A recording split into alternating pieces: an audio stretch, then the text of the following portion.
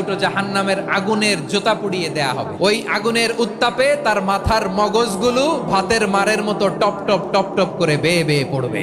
জাহান্নামের অবস্থা এত ভয়ঙ্কর হবে, জাহান্নামের ভেতরে লক্ষ লক্ষ কোটি কোটি কাফির মুশরিককে দেওয়ার পরেও জাহান্নাম বলবে আরো আছে নাকি, আরো দাও, আমার ক্ষুধা নিবারণ হয় নাই। জাহান্নাম এত উত্তপ্ত হবে, জ্বলন্ত হবে, ভয়ঙ্কর হবে, জাহান্নামের এক অংশ আরেক অংশকে খেয়ে ফেলবে। আল্লাহু আকবার।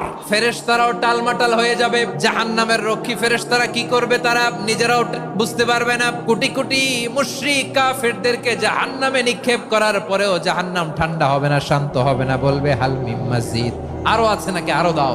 তখন আল্লাহ তাআলার কুদরতি পা জাহান্নামের ভেতরে ঢুকিয়ে দিবেন।